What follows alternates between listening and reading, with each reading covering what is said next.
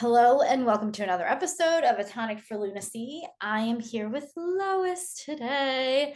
Lois is in my human design shadow training program. And I love Lois for many reasons. One is she keeps it real and honest forever and ever.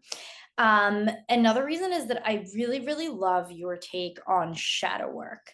Like, I mean, I'll let you explain it to people, but I think it's so unique and so fun. And for me, it's like, yes, shadow work is deep and it can be hard and it can be serious and it can be draining and overwhelming. And like your take on it makes it pleasurable and fun and it makes me laugh. And it just, I don't know, it makes me feel excited to do it. So, Lois, welcome to the show. Will you tell us a little bit about yourself? Sure, thank you. I'm so excited to be here. So my background is corporate America.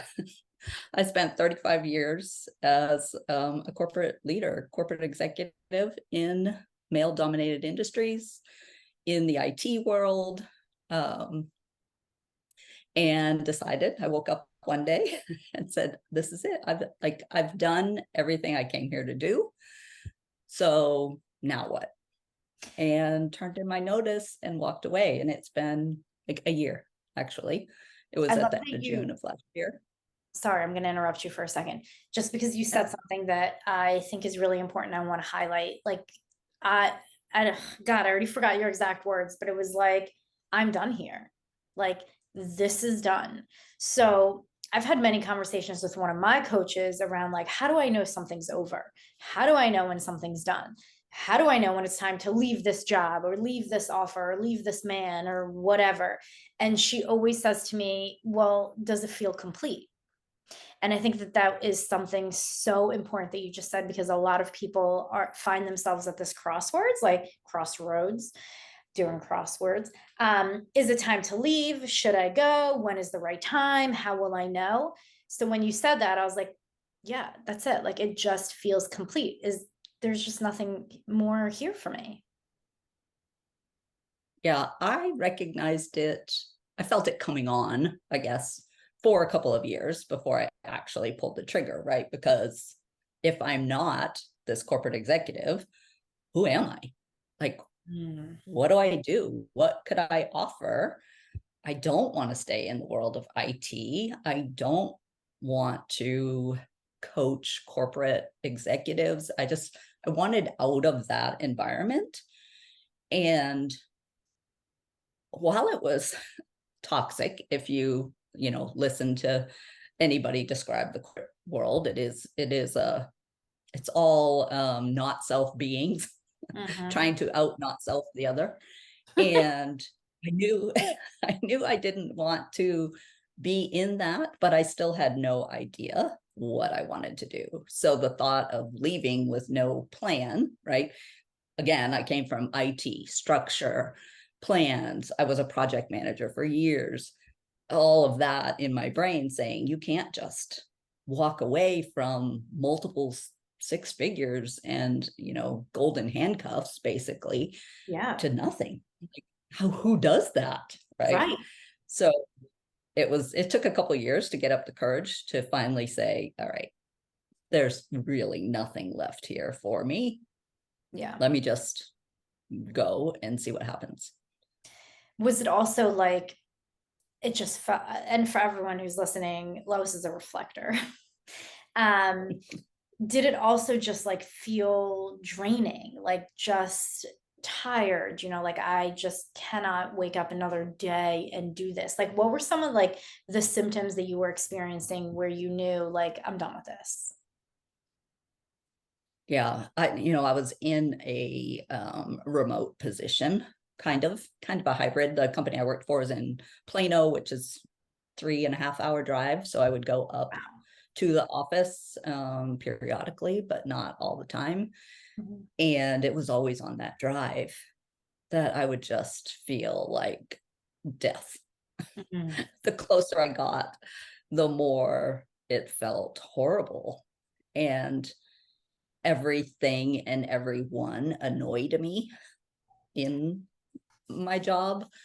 And they were perfectly lovely people, but I just couldn't stand to be around them. I couldn't stand the conversations of nothingness. And like you can see behind me, tons of books. I'm a personal development junkie. So dealing with people that don't even read a book or can't or won't or whatever, it just got so annoying and disappointing, if you want to put it in reflector terms, of I got to get away from these people Yeah. in order to save me. Yeah. And I think that's such a real, I don't want to say predicament, but like predicament that a lot of us find ourselves in, because it's so hard to just get sucked into mediocrity or averageness and be like, this is just what it is. Like, this is just who I am, and these are my people. And you don't realize how you're starting to adapt those ways until you feel completely exhausted and you've lost yourself and who am I, what am I doing, and where am I going? And then you start to realize, oh my God, I've been engaging in all of these behaviors because all of the people I'm around do these things. And even though I am also a self-development junkie and I go home and I read my books, when I'm not, which is, when we're hanging out with our people, who are we? Who are we being? And if it's not someone that we like, then we have to make a tough choice.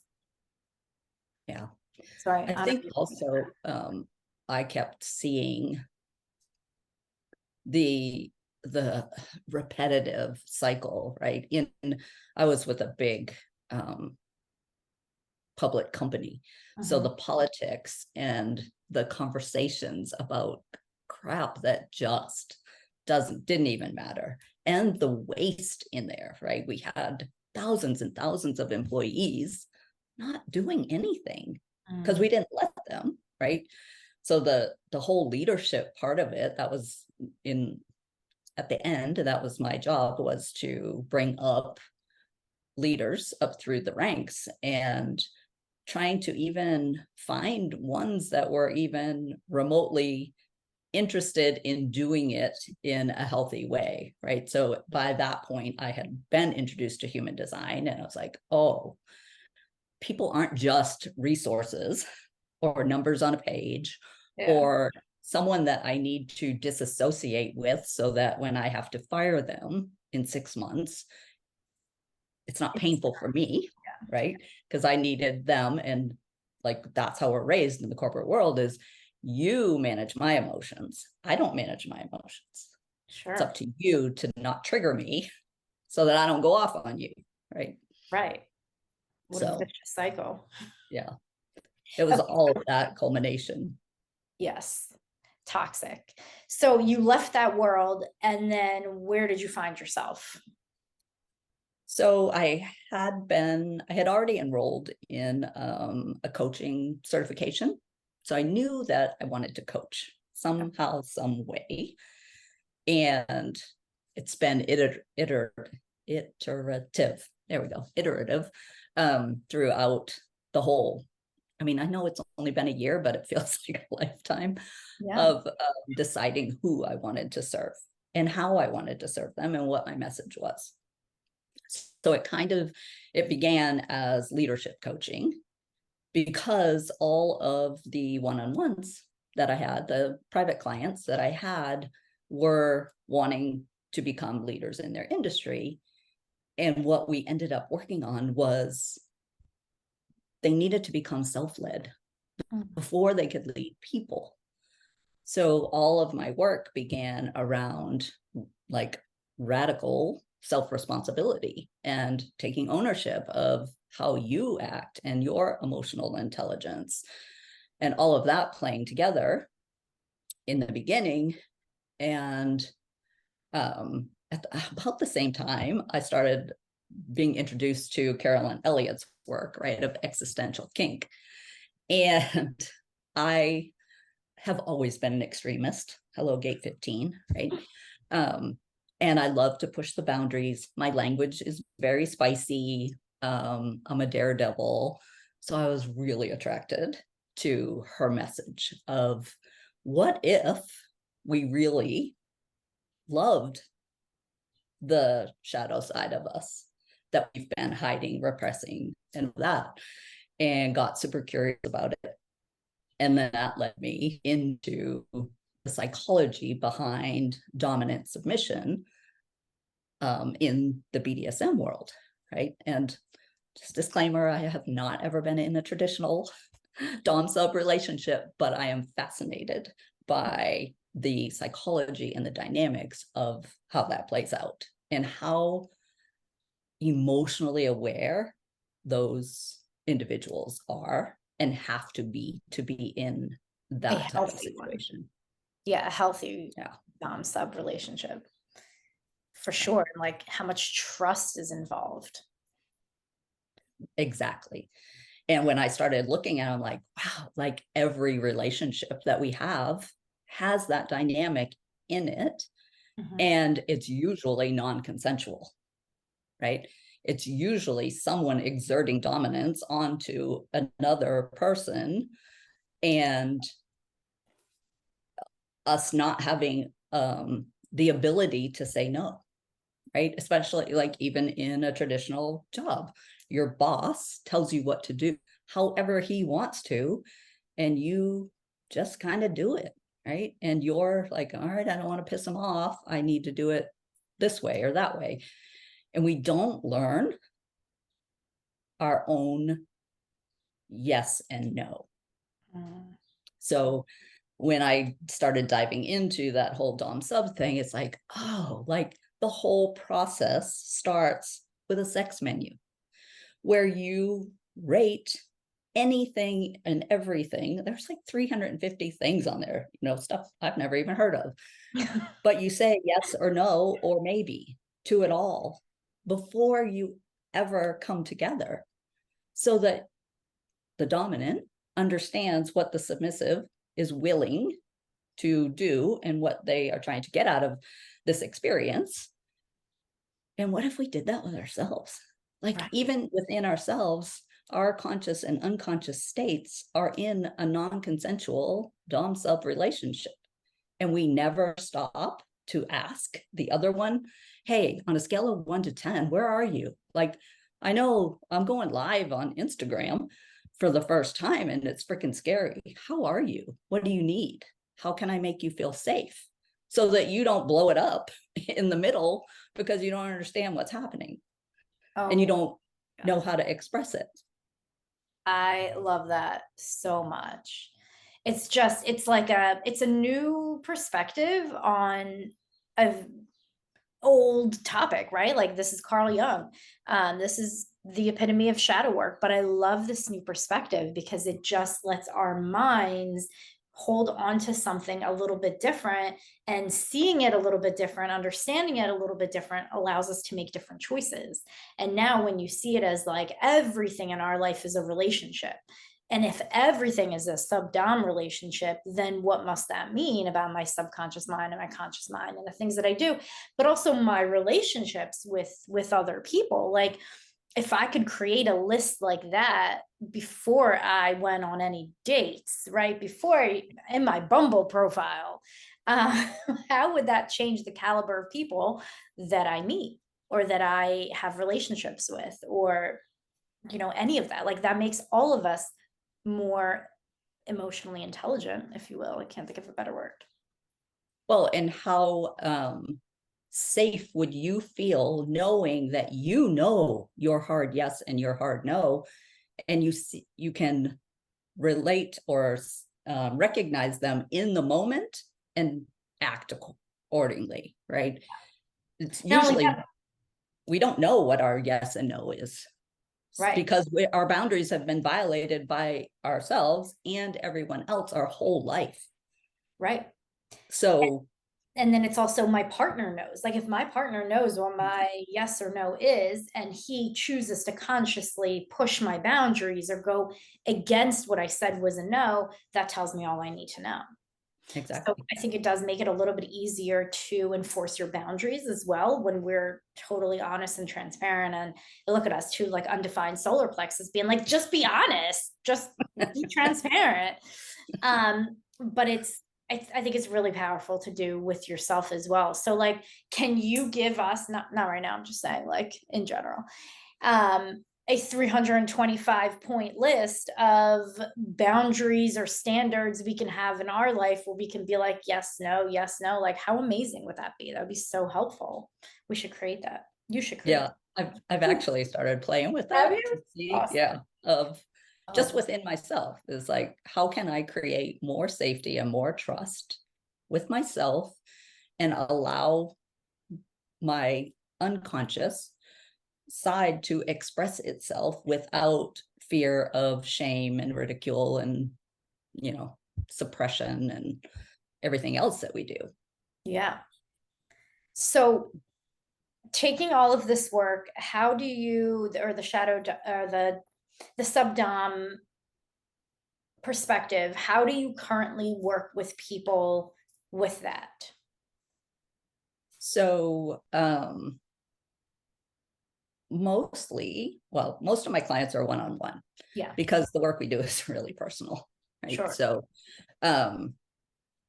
I often start with their human design chart, look for the shadows that are apparent, look for the patterns that are repeating, and then look at what are they afraid to accept about themselves, Oh, that's so good.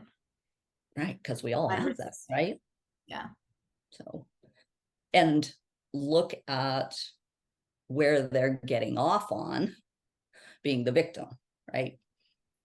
How how do these patterns of destruction or just sabotage or whatever turn me on? Hmm. Yes. Because I'm getting something from it, Right. even if it's something that I proclaim to consciously not want. What's So this? when I see that happening, then we start exploring, well, why do you think you like that? And of course, at first it's a shock. I don't like it. Like, but you keep creating it, right? Yeah. Because we create our reality, whether we know it or not, we're creating this. And until we can accept what is, right? The great Byron Katie work, until we can learn to accept and love what is, we can't move forward. Like a relationship is always going to be some type of, I don't know, non-consensual or broken relationship if I'm not willing to allow you to be who you really are. Mm. Yeah. And I would assume that just taking the whole shadow work and making it somewhat sexual, or at least in that kind of perspective, would bring up a lot of shame and guilt that people hold in one about sex, but two just in general in their life. So that feels already very, the word that's coming to me is penetrating, if you will. Um, very confronting, very shocking, but like, hey, what's the fastest way to do this work? Make it hurt as quick as possible, right? Take away all the shame and the guilt and the fear right away, and push the boundaries and push the envelope and make somebody see what they've been scared to see, because what we resist persists, right? So I love that. I love that. Yeah, I really ask them to look at it. And I tell them, you don't have to do anything with the awareness, right? You just have to see it. And then you get to decide what you want to do with it. You can continue to ignore it. You've probably been doing that for 40 years, right? Right. So you're good at it. Or you can decide to start inching towards the edge, right? I want you to lean toward that edge as much as possible. And then I hope to draw you even one step over the line, right? Of here's my comfort. Let me just go one step at a time, right? Yeah. So it's not like I'm tying people up and flogging them, but we are But it's not saying, out of the question. yeah, we are saying, okay, I don't think that I like being the victim. However, when I am, when I play the victim, I satisfy something inside of me that is longing to be satisfied. I'm satisfying something inside of me that is longing to be satisfied. Like just listening to you talk. I'm like, I can think of like 15 different workbooks that I can create just by everything you just said. Like, these are such good questions. Like, these are such good prompts and ways to get us thinking different perspectives, like just thinking differently. It's so powerful. I love it. Yeah, because we can't alchemize something that we pretend doesn't exist, right? I can't turn, like in the dom sub world, I can't turn pain into pleasure if I don't allow the pain. And I don't mean pain from, oh my God, this is so painful, but it's just discomfort. And, I know I've asked you before, like, I can't conceptually understand the fear of shadow work because I don't find it painful or difficult. It's just an awakening to who I am. And the more I can see who I am at the core and not who I had to be to survive, the more I expand. Yeah. I think part of that fear, and I have been thinking about that, because somebody else has recently asked me, she like refuses to journal on any of her shadow work. And journaling is powerful because it allows you to be with yourself and to actually see what's in your mind on paper. And when you see it on paper, it's different. It's different than it just percolating in your mind. So, one of the things we talked about is being afraid of shadow work. And it just got me thinking, like, what are people actually afraid of? I think people are afraid of failure. Like, how am I going to fuck this up? How am I going to do it wrong? What if I just do this and dig and I find nothing? What if I find something that I don't want to see? What might that mean? But I think the biggest one is, what if I have to do something about it? Like, what if I have to actually take action? What if I have to change? Like, if I don't know what it is, then I don't need to change because I don't know what I need to do. And I don't know. Right. Like, that just goes on and on and on forever. I don't know what to do. I don't know. But if I know what it is and I'm conscious and I have the awareness, like you're saying, then that means I actually have to do something about it. So I love what you said, where you said you don't have to do anything with it. Just sit with it. Just have the awareness. Like, you don't have to take action.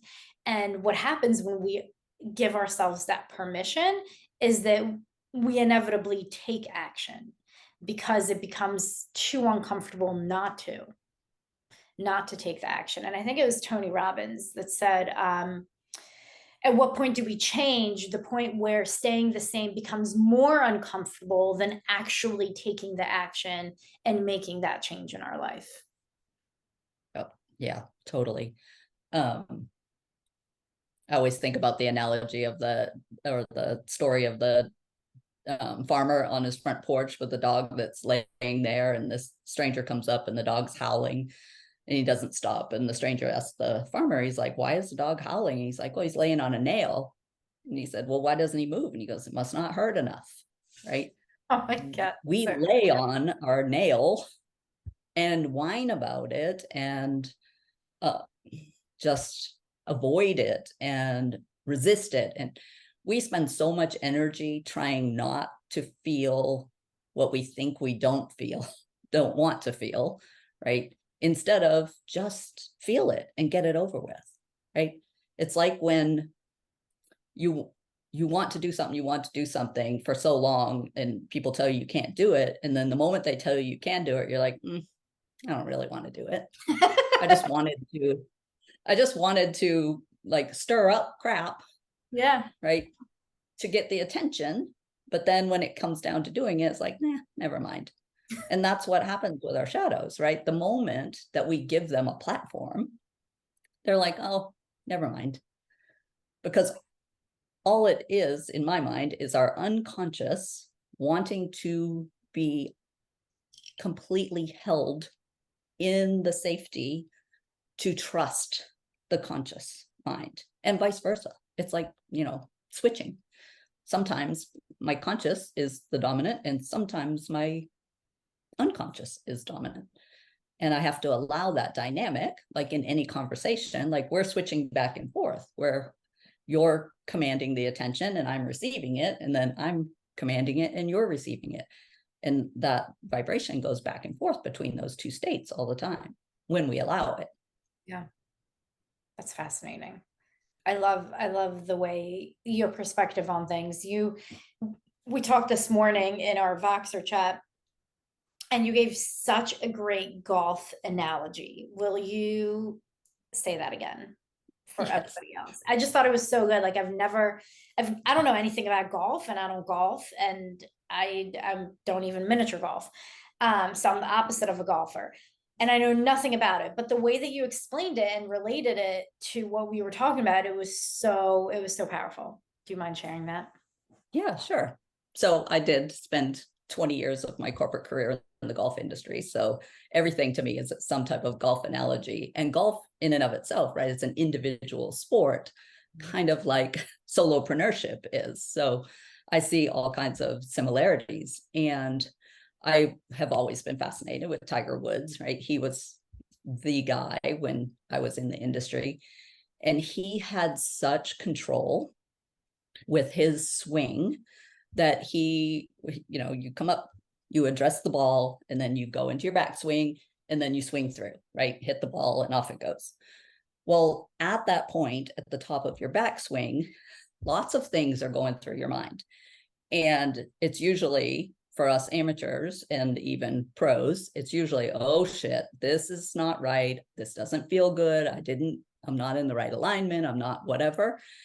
And we can't stop ourselves from swinging anyway, because we think, I'll just fix it on the way down. I'll adjust somehow, which never works. Just, but Tiger Woods had the mind and body control to be at the top and say, this is wrong. Let me stop and reset. And he would step back, he would come back in, and then swing. And I mean, I don't know very many golfers at all that have that ability. And this morning when we were talking, you had given me some prompts to go through for an issue that I was dealing with. And when I got done with it, and I went, oh, I just didn't stop in my backswing. Like all along the way, it felt uncomfortable, Something not felt in, off. yeah, not in a good, uncomfortable way. It was in a, something is wrong, something is off. I don't like this, but I'm going to do it anyway. I'm going to do it anyway. I'm going to do it anyway. And I totally didn't honor my yes and no, and failure.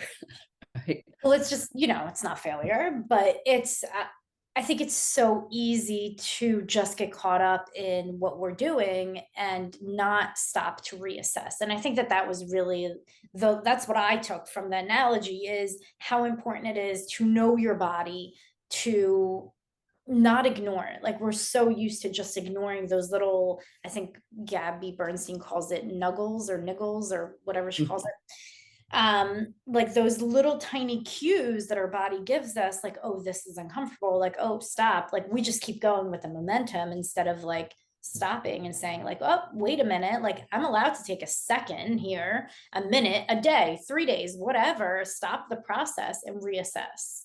What is my body telling me? What isn't correct? And then I can course correct, which is where I think a lot of people are like, nope, well, I already started it, so I better finish it. Especially generators. I mean, generators, once they commit to something, they're naturally going to go, go, go, go, go until they hit that wall.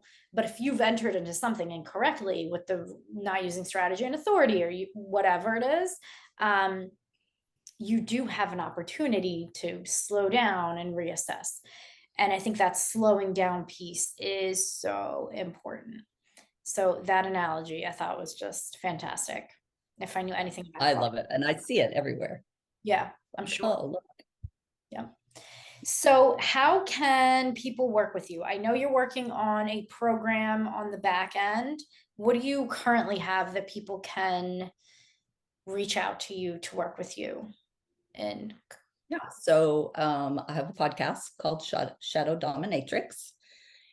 And I also have a text membership, which is a two-way texting where I send out deeper thoughts around whatever the podcast was of the week.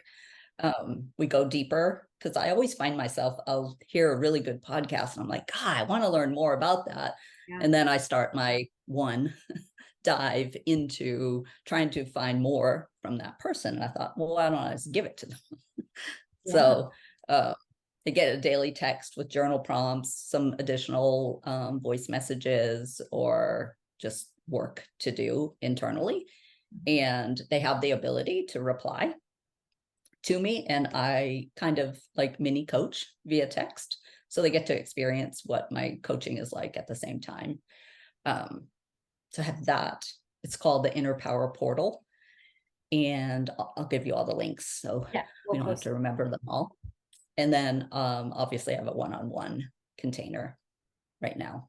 So you can work with me directly if you know, usually a 6 month, I like a 6 month time frame to really, my reflectorness, like I need to be with you and experience you for a little bit for the magic to begin to take place. Yeah, and I can imagine that working with you one-on-one is probably really powerful. Like you're very, very perceptive, and I know that it's your mind, but also having that reflector energy of just being able to reflect back to people their current state and what you see and what you feel. I think takes your magic from 100 to like 1,000. Right, like it's just being in Lois's energy, you feel different. Like even just the questions you ask in our group, I'm like, damn, this bitch is making me think at 6 a.m. because it's always like early in the morning too. I'm like, oh my God.